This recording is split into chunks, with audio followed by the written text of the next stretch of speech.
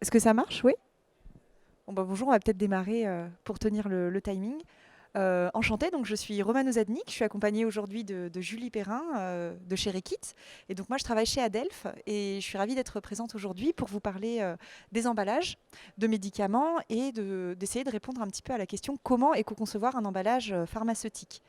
L'idée, c'est sur ce temps d'échange de vous présenter très rapidement qui est Adelph et quel est le contexte réglementaire qui vient encadrer aujourd'hui les emballages de médicaments. Laisser la parole à Julie ensuite pour qu'elle puisse témoigner de son expérience en tant qu'ingénieur projet packaging au sein de Rekit et des collaborations qu'on a pu mettre en place, Rekit et Adelph, pour les accompagner dans cette démarche-là. Et ensuite, je vous présenterai sous forme d'étude de cas une démarche d'éco-conception pour un emballage type de médicament qui sera un flacon en plastique. Donc c'est parti pour la partie plus introductive. Donc Adelph et la réglementation pour les emballages. En fait, tout commence en 1992 pour les emballages ménagers avec l'arrivée d'une obligation qui s'appelle la responsabilité élargie du producteur, ou REP. La REP, c'est une obligation qui est inscrite dans le Code de l'environnement en France et qui indique que les entreprises qui mettent sur le marché français des produits emballés, donc par exemple un laboratoire qui fait du médicament, du cosmétique, du complément alimentaire, qui vend à destination des ménages ces produits, cette entreprise doit contribuer financièrement à la gestion de fin de vie de l'emballage. Ça, c'est une obligation légale en France et aussi dans d'autres pays européens. Pour répondre à cette obligation, les entreprises avaient deux possibilités. Soit déployer un dispositif de gestion de fin de vie de leurs propres emballages à l'échelle nationale, mais c'est quelque chose de très complexe et très onéreux aussi.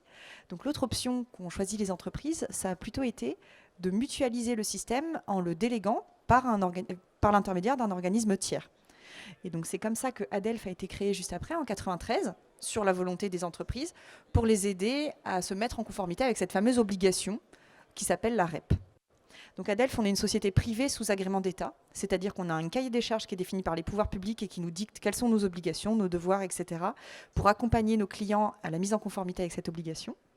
Et on est une société à but non lucratif. On collecte une contribution de la part des laboratoires, des entreprises qui nous ont choisis pour cette mise en conformité, et on la redistribue de façon totalement transparente pour financer tout le dispositif de gestion de fin de vie. Donc ça va être les poubelles jaunes qu'on a, nous, chez nous, où on met nos emballages. Ça, c'est financé par les entreprises, par l'intermédiaire d'Adelph, qui est un éco-organisme.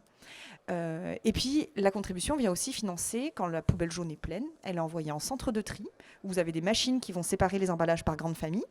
Et puis ça, c'est ensuite envoyé en centre de recyclage quand il y a des filières, pour recycler la matière, fabriquer de nouveaux éléments et avoir derrière des bénéfices environnementaux via ce dispositif. Et donc Adelph, les entreprises qui nous choisissent pour l'accompagnement autour de la REP, permet la prise en charge totale de cette obligation et la mise en conformité des entreprises qui nous ont choisis. Un peu plus tard, en 2005, à Adelph, on est devenu filiale de Citeo, qui à l'époque s'appelait Éco-Emballage. Ça vous parle peut-être plus sous ce nom-là. Éco-Emballage, l'autre éco-organisme en France, qui aujourd'hui s'appelle donc Citeo, agréé pour la REP des emballages. Adelph et Citeo, on accompagne tous deux les entreprises qui nous choisissent dans la mise en conformité avec cette obligation. La différence côté Adelph, c'est qu'on va avoir une approche plus sectorielle, et notamment pour le secteur de la santé. Depuis les années 2005, en fait, on a décidé d'accompagner plus spécifiquement les laboratoires pharmaceutiques et plus largement le secteur de la santé. On est expert de l'emballage, on n'est pas spécialement expert des produits qui sont à l'intérieur. Néanmoins, si on veut accompagner au mieux nos clients, l'idée c'est de s'approprier aussi les sujets qui vous sont propres. C'est pourquoi en fait on est devenu partenaire de différentes organisations professionnelles. Donc pour le médicament, vous allez retrouver le GEM, le LEM, NERES, qui c'était la FIPA avant, ils ont changé de nom l'année dernière. On est aussi partenaire pour d'autres produits, les dispositifs médicaux. On travaille avec le SNITEM pour les compléments alimentaires avec Synadiet. Et puis vous voyez sur la droite Cyclamed et Dastri, qui sont deux autres éco-organismes qui sont pas sur les emballages, mais respectivement sur les médicaments non utilisés pour Cyclamed et pour Dastri, ça va être tout ce qui est seringues, aiguilles, etc. Et on est partenaire aussi de salons, d'événements, etc. pour pouvoir capter aussi un public plus large en termes d'interlocuteurs et partager les sujets d'intérêt autour des emballages de médicaments ou de produits de la santé. Donc à Delphes, on va accompagner premièrement nos clients dans la mise en conformité avec la REP. Et derrière, on va aussi leur partager une veille réglementaire focus sur l'emballage et également travailler avec eux sur la démarche d'éco-conception des emballages. Ça, c'est vraiment nos missions qui nous sont propres et qui sont définies dans notre cahier des charges avec les pouvoirs publics. Donc, côté veille réglementaire, une loi dont on entend beaucoup parler dernièrement, c'est la loi AGEC pour anti-gaspillage et économie circulaire. C'est une loi qui a été votée en France en février 2020 et qui annonce beaucoup de changements sur les démarches environnementales au sens large. Là, je vous ai mis les 4 grandes thématiques qu'on va pouvoir retrouver dans cette loi et qui touchent aussi à l'emballage. On va parler surtout de la partie 4 aujourd'hui, une production plus durable et plus respectueuse de l'environnement, notamment grâce à la démarche d'éco-conception. Donc, petit zoom sur cette partie-là et sur les grands axes qui y sont annoncés. Donc, la loi AGEC va annoncer, sous un calendrier qu'on peut voir ici, différentes obligations ou évolutions qui vont arriver pour les emballages et qui vont affecter l'activité des entreprises. Alors, la plupart du temps, ça va vraiment être les metteurs en marché qui seront affectés, c'est-à-dire les entreprises qui vendent les produits emballés. Néanmoins, si vous êtes fabricant, fournisseur, etc., vous êtes nécessairement embarqué aussi par ces sujets qui vont impliquer vos propres clients. Donc, globalement, on va avoir pour 2023 l'arrivée d'une obligation qui indique que les entreprises qui sont soumises à l'obligation de REP vont devoir proposer un plan de prévention et d'éco-conception, c'est-à-dire identifier une stratégie clairement définie pour réduire l'impact environnemental de leurs emballages. Et ça, c'est une obligation. Donc j'insiste, parce que l'idée, c'est vraiment de partager cette faille réglementaire pour que les entreprises puissent anticiper au mieux ces sujets-là. Et vous voyez là, l'anticipation, elle commence à être un peu délicate parce qu'on est déjà pour 2023 et c'est vraiment immédiat. Là où je peux vous rassurer, c'est qu'à Delft, nous, c'est notre rôle d'accompagner nos clients et nos partenaires dans cette démarche-là. Et on a vraiment pas mal d'outils et services et de recommandations à partager sur ce sujet-là pour aider ces acteurs-là dans la mise en place d'une telle démarche. Autre sujet qui arrive, là c'est plutôt sur la période 2021-2025, ça va être la stratégie 3R. C'est la stratégie qui va plus faire un focus sur les plastiques à usage unique, 3R pour réduction, réemploi, réutilisation.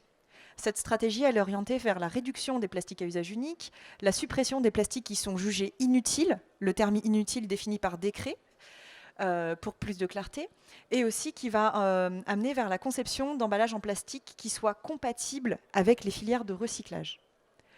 Pour 2030, la loi AGEC annonce qu'il sera obligatoire pour vendre un produit ou un emballage sur le marché français, que cet élément-là intègre une filière de recyclage. C'est-à-dire qu'avant de le mettre sur le marché, il faudra vraiment s'assurer qu'il soit compatible avec les filières de recyclage. Sinon, à partir de 2030, ce sera interdit de mettre sur le marché ce produit-là.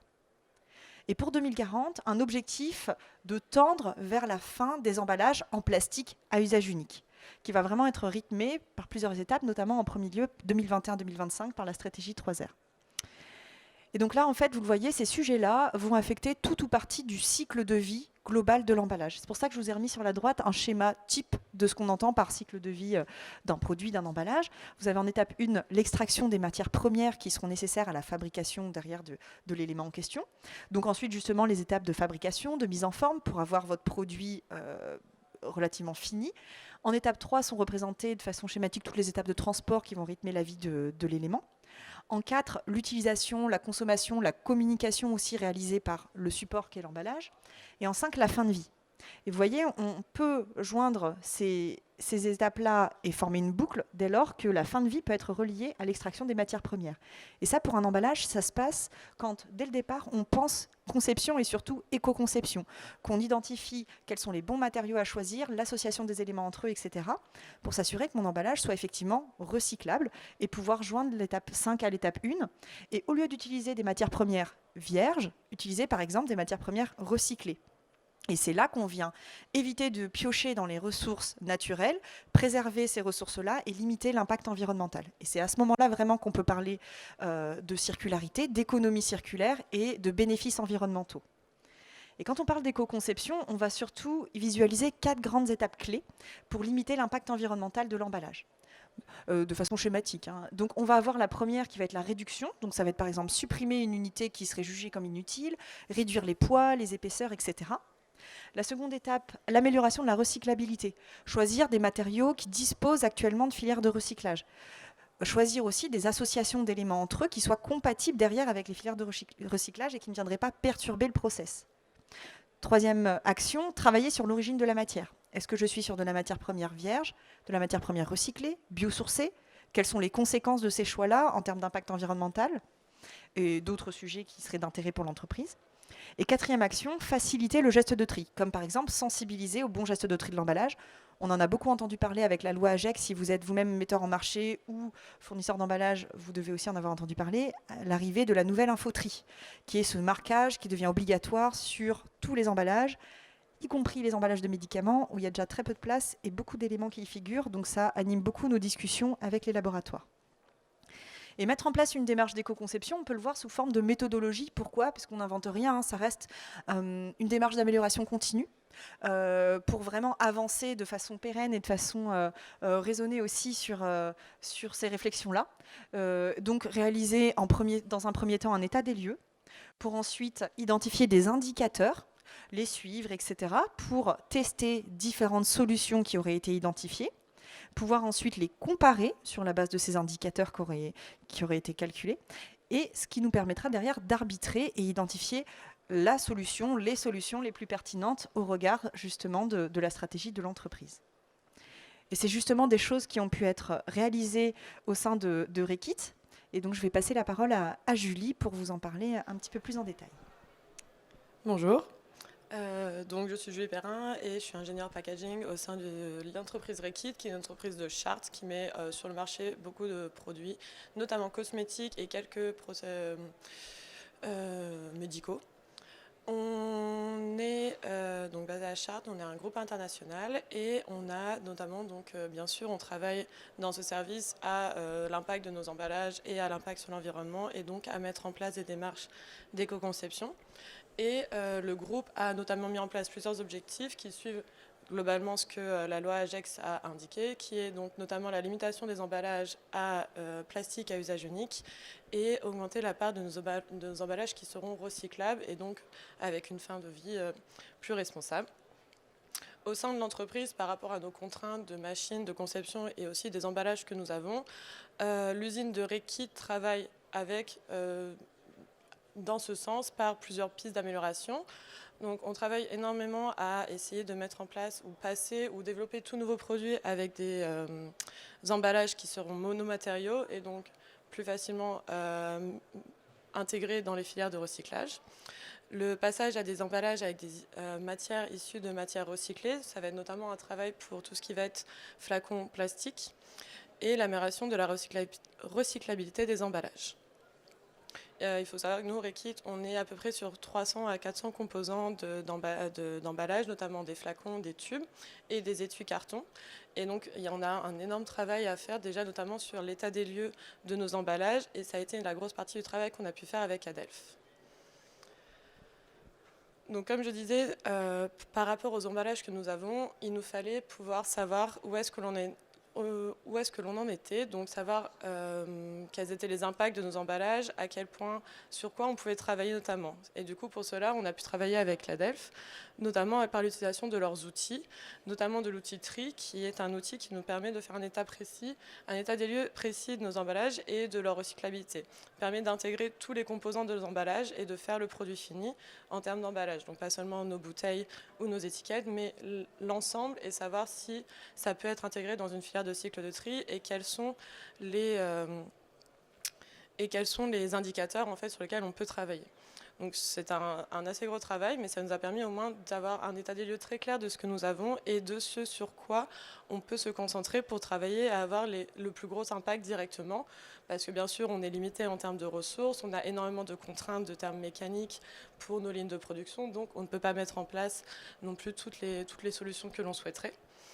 Et avoir cet état des lieux et avoir ces informations nous permettent énormément de nous appuyer dessus lors de la conception d'un nouveau projet pour faire en sorte de ne proposer maintenant que des emballages qui sont recyclables et donc d'avoir cette information et le soutien de l'ADELPH et de leurs connaissances pour informer cet emballage est recyclable, il peut être intégré dans une filière de tri et c'est donc pour ça que c'est celui-là que l'on favorise en premier lieu.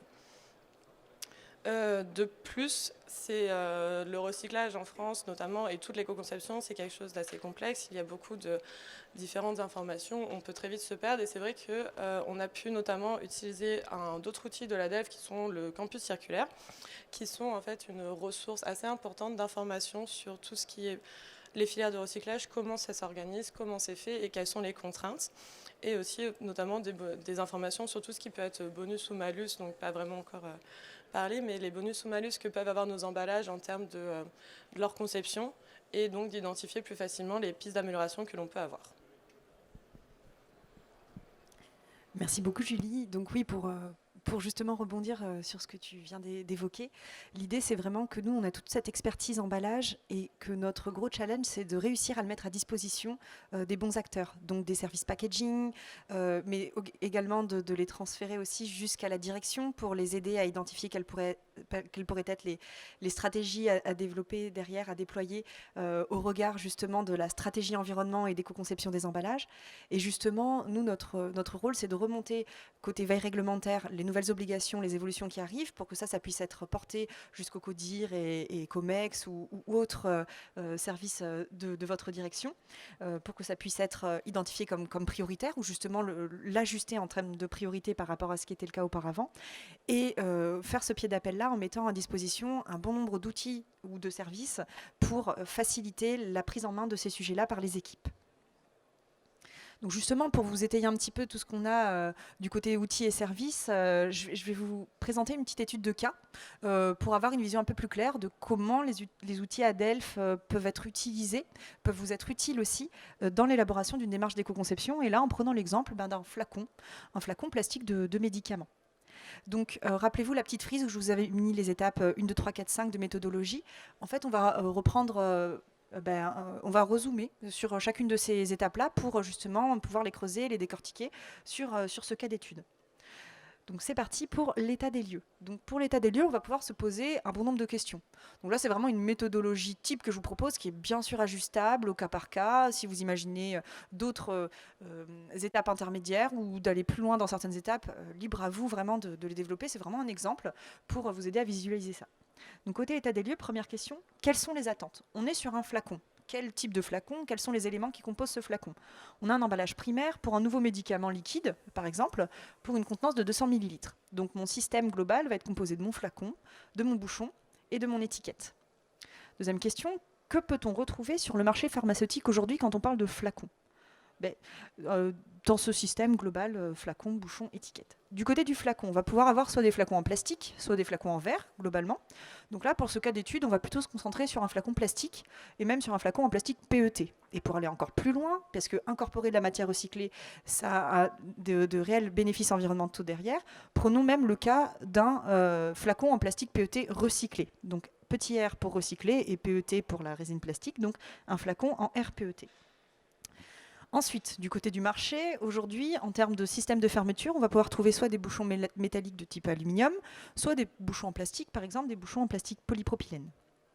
Et du côté des étiquettes, on va avoir globalement deux types d'étiquettes, des étiquettes en plastique polypropylène ou des étiquettes en plastique papier. On continue notre état des lieux.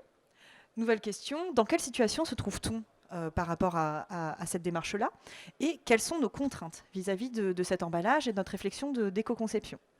Premièrement, on a pour hypothèse que ce produit va être vendu à l'étranger. Donc ça veut dire qu'on doit avoir un produit un emballage qui soit suffisamment résistant pour pouvoir répondre à ces enjeux de protection produit en étant transporté sur de plus grandes distances. Donc on doit avoir un flacon qui ne se casse pas durant le transport. Et également, pour ces enjeux de transport, un flacon dont le poids doit être optimisé. Deuxième hypothèse, l'emballage doit être recyclable au maximum et limiter les perturbations quand on parle de process et de filières de recyclage.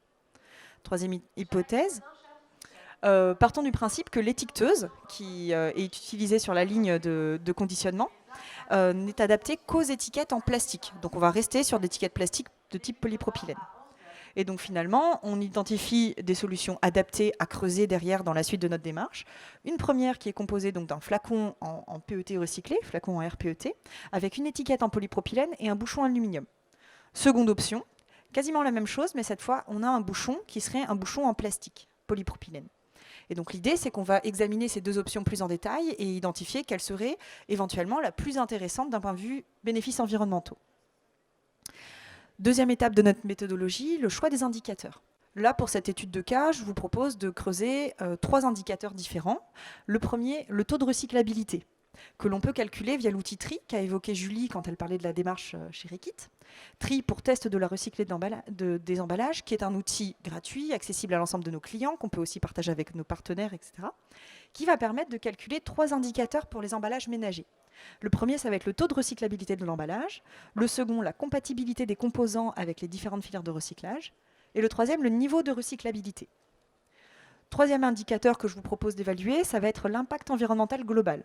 Là, de nouveau, on a un outil existant, de la même manière, gratuit, accessible à nos clients, à nos partenaires, qui s'appelle BI, pour bilan environnemental de l'emballage. Cet outil permet de réaliser une ACV, une analyse de cycle de vie simplifiée, c'est-à-dire prendre du recul sur l'ensemble du cycle de vie de l'emballage, toutes les étapes, là, quand on avait le petit cercle en 5 étapes, et d'évaluer sous forme de différents indicateurs quel est l'impact environnemental de l'emballage. Troisième indicateur qu'on va pouvoir regarder, ça va être la contribution emballage. Donc c'est un petit peu moins un indicateur environnemental, un peu plus financier, mais finalement la contribution, elle est aussi très fortement liée à la recyclabilité de l'emballage. Donc c'est un petit peu un indicateur mixte entre impact environnemental et impact financier. C'est la fameuse contribution que paient les entreprises par l'intermédiaire d'Adelph pour répondre à leurs obligations de REP et financer poubelles jaunes, centres de tri, centres de recyclage. Et donc cette contribution, elle va dépendre à la fois des matériaux qui vont composer les emballages, mais également des éléments qui pourraient être perturbateurs et aussi du poids de ces différents matériaux. Donc, troisième étape de notre méthodologie, de notre petite frise, tester les solutions. Donc là, on va calculer, évaluer les indicateurs qu'on a identifiés. Donc le premier, c'est la recyclabilité. Donc mon emballage est-il recyclable? Là, pour utiliser l'outil tri, on va procéder, donc ça c'est à l'intérieur même de l'outil, je vous explique juste comment fonctionne cet outil, en 6 étapes clés pour évaluer la recyclabilité d'un élément d'emballage ménager. Donc en prérequis, il va falloir clarifier à quel niveau d'emballage l'évaluation de la recyclabilité sera réalisée. Ici, on est sur notre système complet flacon, donc le flacon, l'étiquette et son bouchon en système de fermeture. Et ensuite, on va dérouler les étapes. Les étapes de 1 à 5. Et à chaque fois, on va regarder pour chaque niveau d'emballage défini précédemment. Donc le niveau d'emballage, c'est le système qu'on a défini, flacon, étiquette, bouchon. Première étape, il va falloir d'abord définir à quelle famille appartient l'emballage, avec un seuil de 50% en poids. Ici, on est sur un flacon plastique, RPET, avec une étiquette en plastique polypropylène et un bouchon qui est soit en aluminium, soit en polypropylène, parce qu'on a nos options 1 et 2. Là, la famille, ça va être la famille des emballages plastiques. Pourquoi? Parce qu'on a un emballage qui est majoritairement en poids, en plastique. Et quel plastique? C'est un flacon en PET. Donc on sera dans la famille des plastiques et des flacons bouteilles en PET. Ensuite, la seconde étape, ça va être de vérifier si une filière de recyclage industriel existe bien pour la famille d'emballage dans laquelle on sera. La troisième étape, définir si l'emballage peut être orienté vers cette filière de recyclage et s'y intégrer correctement. Quatrième étape, calculer le taux de recyclabilité de l'emballage. Et la cinquième, définir le niveau de recyclabilité de l'emballage. Donc c'est ce qu'on va faire là pour nos 2 options identifiées. Donc pour la première option, le flacon avec le bouchon aluminium, donc l'étape 1, c'est le cas pour nos 2 flacons, on est bien sur un flacon en plastique qui appartient même plus précisément à la sous-famille des flacons bouteilles en PET. OK pour l'étape 1. Étape 2, est-ce que je m'inscris bien dans un flux de recyclage industriel et est-ce que ça fonctionne bien? Donc là, comme c'est de la famille des flacons et bouteilles en plastique PET, mon flacon va être identifié de la sorte. Et le bon geste de tri pour un flacon et son bouchon, c'est quand je le mets dans la poubelle jaune, de bien laisser le bouchon visser dessus pour qu'il soit bien capté dans tout le dispositif. Et le fait est qu'un bouchon en aluminium associé à un flacon en PET est très perturbateur du process de recyclage. Alors attention, l'aluminium se recycle très bien, il n'y a aucun souci. Là, la problématique, c'est l'association du flacon en plastique avec le bouchon en aluminium, qui est perturbateur du process de recyclage du flacon en PET. Donc malheureusement, en fait, du fait de cette perturbation, on ne peut pas aller plus loin. On ne peut ni qualifier l'emballage de recyclable, on ne peut pas aller plus loin dans le calcul de la recyclabilité, parce que là, on a un gros warning, on a une perturbation très forte qui est identifiée. Donc finalement, on va s'arrêter à cette étape de là, on ne peut pas aller plus loin dans la réflexion. On va faire le même questionnement pour la seconde option, donc le flacon en RPET avec son bouchon en plastique polypropylène. Bon, pareil, on est dans la famille des plastiques, sous-famille des flacons bouteilles en PET. Ici, l'association avec un bouchon en polypropylène n'est pas identifiée comme problématique, au contraire, ça passe bien les étapes. Donc on a une étape 2 qui est vérifiée, on est bien orienté vers la filière de recyclage des flacons en PET. Ensuite, l'étape 3, bonne orientation et inclusion, pas de souci non plus avec l'association à la fois de l'étiquette et du bouchon, les étapes se succèdent. L'étape 4, c'est le calcul du taux de recyclabilité, c'est ce qu'on va faire juste après sur cette slide. Étape 5, définition du niveau de recyclabilité, ici TRI nous apprend que cet emballage, l'option 2 sera bien recyclable, donc on est en catégorie verte. Et alors justement, pour le calcul du taux de recyclabilité, donc le taux de recyclabilité, ça va être un taux qui va être fait sur un ratio de poids. Donc on rentre dans le logiciel tri les différentes informations caractérisant l'emballage, les poids, les matériaux, les additifs, bon, voilà, Julie l'a sans doute bien utilisé et pourra vous en dire plus en termes d'expérience utilisateur aussi. Donc on rentre toutes les informations relatives à l'emballage dans le logiciel et derrière on obtient les résultats sous forme des 3 indicateurs que je vous ai évoqués un peu plus tôt. Donc là, Tri nous apprend que par rapport aux informations renseignées sur cet emballage en RPET avec un bouchon en polypropylène et une étiquette en polypropylène souple, on va avoir un emballage qui sera bien qualifié de recyclable. Un taux de recyclabilité qui s'élève à 88%. Et parmi les informations renseignées, on a en tout renseigné 9 éléments. Les 9 éléments renseignés sont bien compatibles avec le recyclage. Mais alors pourquoi est-ce qu'on est à 88 et pas à 100%? Et là, la question est tout à fait légitime, parce que du coup, on se dit, mais tout a l'air super, donc où est-ce que ça coince? Alors en fait, ce qui se passe, c'est que là, quand ça va se dérouler sur les filières de recyclage, donc je serai dans ma filière des flacons en PET, avec mon bouchon et mon étiquette, tout sera associé à mon élément, et ça va dérouler les étapes d'identification, de tri, de recyclage, etc. Ce qui va se passer, c'est que le flacon et le bouchon seront bien broyés. On aura des petites paillettes, donc des petites billes de plastique rigide, d'une part PET, d'autre part PP. Et donc tout ça va bien se dérouler. Le process est construit de sorte à bien séparer ces éléments, puis les recycler. En revanche, l'étiquette est en plastique polypropylène souple. Et ce matériau, aujourd'hui, ne dispose pas de filière de recyclage. Donc il sera identifié comme non PET rigide, non PP rigide, parce que ce sera du PP souple. Il sera identifié de la sorte. Ça ne va pas perturber. Par contre, il va être écarté pour être éliminé. Et donc, comme c'est un ratio de poids, le calcul du taux de recyclabilité, on aura bien le poids de l'étiquette qui sera ôté de ce taux de recyclabilité-là, et c'est pour ça qu'on est à 88 et pas à 100%.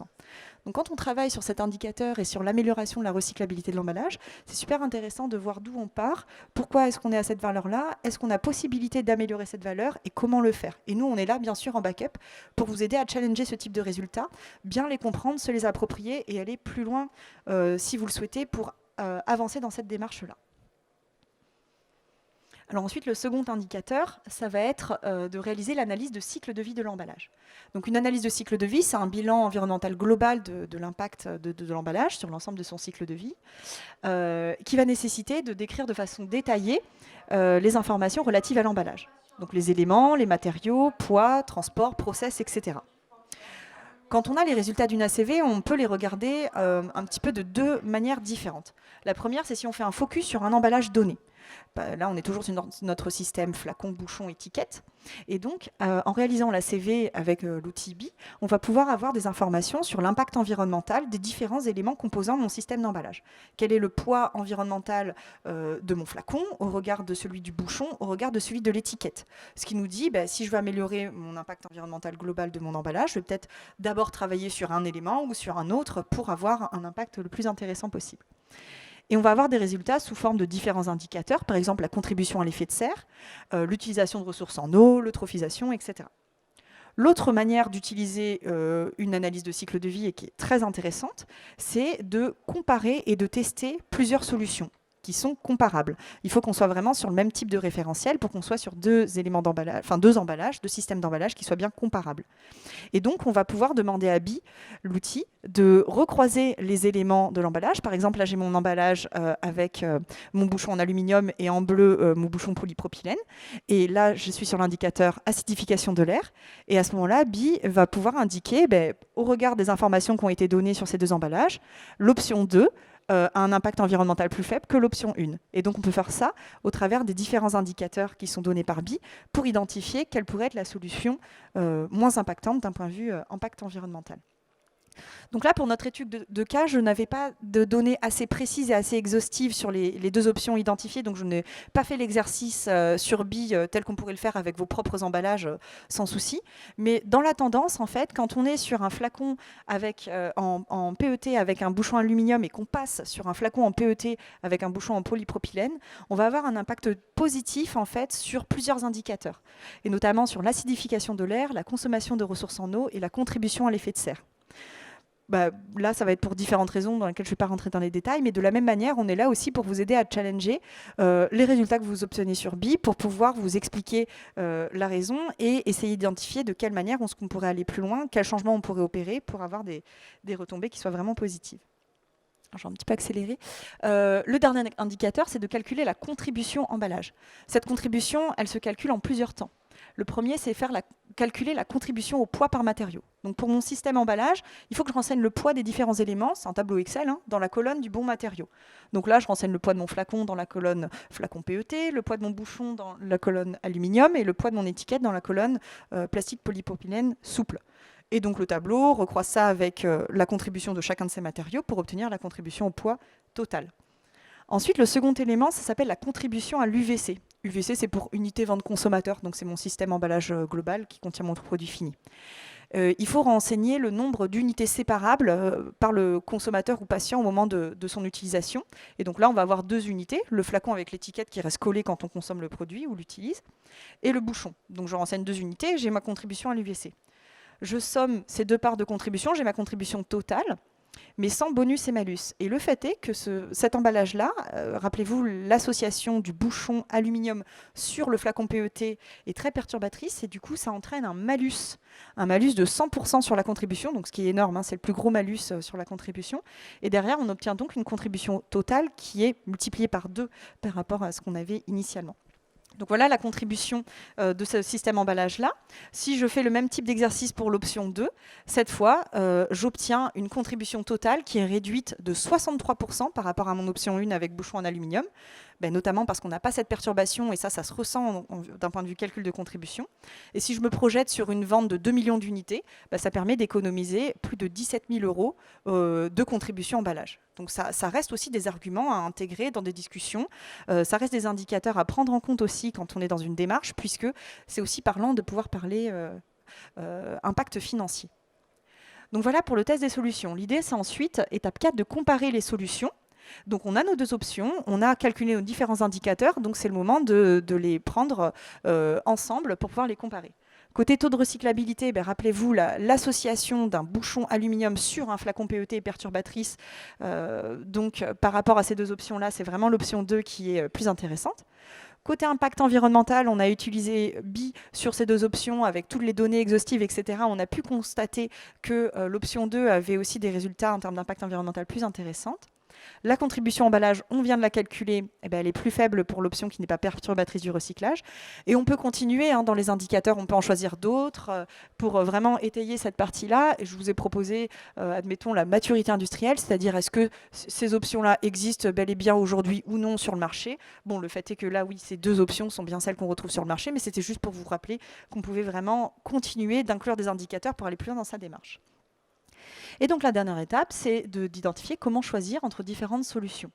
Donc l'idée, c'est vraiment de s'appuyer sur une comparaison à même niveau de fonctionnalité. Donc là, on est bien sur un flacon qui contiendrait le même produit dans le même volume, 200 ml d'un produit médicament en forme liquide.